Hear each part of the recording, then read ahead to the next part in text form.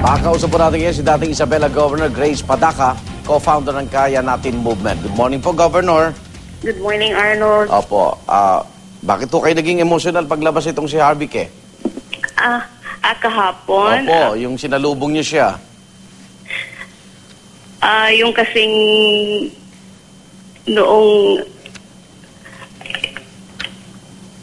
Sorry, Arnold. Opo. Okay, kasi Arnold, nung napapakinggan ko yung parang nagko-question yung Pagtatanong sa kanya. yung kaya natin. Opo. Na yung bang parang ang hirap na yung desire to help sana o yung paghahanap ng katotohanan, parang ang dami-daming kailangang daanan na ordinary citizen na gusto sanang makatulong, mahirap. I was really thinking of other processes na gano'n na sa ating bansa ay parang napaka maraming daanan. Oo. Pero ito na po yung proseso, yung impeachment court, Governor. Yes, Arnold. Oo. Siguro ang nangyayari lang kasi ay yung bang nasa pagitan ng mga mamamayan on one hand and on the other naman ay ang mga legal minds, ganon. Okay. Na naisip ko yung maraming mga pagkakataon when I was still a broadcaster lalo na na maraming mga nakakaalam sa mga anomalya, maraming mga may alam tungkol sa mga basis sana para mahabol ang mga may ginawang kasalanan. Pero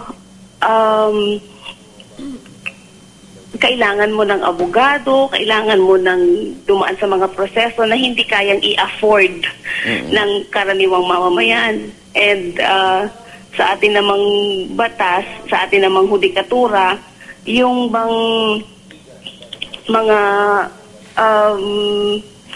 proseso na due process ganyan, sometimes tama nga, maganda yung mga idea, maganda yung mga bagay na yun, mga prinsipyong ganon, but in such an imperfect situation like those in the country, parang ang hirap isulong. Parang ganon, nakakalungkot nga lang. Opo. Lahat po ba ng ikinilos ni Harvey Ke, simula na natanggap niya itong impormasyon na ito, yung pagtawag sa ilang media, yung pagpunta sa tanggapan, ito ba'y kinonsulta niya sa ibang member ng Kaya Natin, lalo na yung mga tinatawag niyang champion, Governor?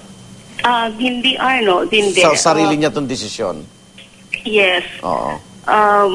Actually, noong lumabas siya sa TV noong Monday na yon, doon na lang din namin nalaman na merong ganun pala siyang information because before that, we were together for more than 2 days, mga 2.5 days para sa aming Kaya Natin retreat sa Tagaytay. Pero wala sa siya lahat nababanggit. ng panahon, wala siyang nabanggit. But then I'd like to emphasize that kahit hindi niya naikonsulta yon, but if we believe kami sa Kaya Natin na tama yung kanyang ginawa at meron siyang magandang layunin kung bakit niya ginawa ito, ay sinusuportahan namin siya, Arnold. So hindi niyo rin nakita yung laman ng envelope? Hindi Arnold. So kamusta na ho si Mr. Ke ngayon, Governor? After the Senate hearings kahapon, Kasi ang dami niyang kasong kakaharapin pala. Like what, Arnold? Inihingan siya ng Senate President ng show cause para hindi siya ma-cite for contempt. Sa panig naman ni Senator Miriam Santiago, yung mga paglabag niya sa bank secrecy law, Governor. Tsaka yung perjury. Dahil mismo sa kanyang pagtetestigo, meron siya mga hindi binigay na impormasyon, pero sa pagtatanong ng mga senator judge, lumitaw na hindi pala tama yung kanyang mga naunang sagot. Hahanapin na lang ni Harvey yun. Again, ito na naman yung sana hindi maiwan ang mensahe sa mamamayan na kapag ikaw ay gumawa ng hakbang na tumulong sa pagtuntun sa katotohanan na ito ang haharapin mo. Na kahit gaano kalaki ang pananagutan ng mga taong dapat humarap, mawawala yung issue at ang mananagot pa ngayon ay yung mga taong gustong tumulong para mapanagot sila. Isa na lang po, wala kayo naramdaman na nagamit ang Kaya Natin ng ibang puwersa na nasa gobyerno po para laban dito kay Chief Justice Corona, Governor? Kasi yun ang Wala direksyon, naman. yun ang direksyon ng pagtatanong ng ilang mga senator judge. Wala naman, Wala naman. Arnold. Opo. Wala naman. Okay. Maraming salamat, Governor. Maraming salamat, Arnold. Kaya natin to co-founder, dating Isabela Governor, Grace Padaka.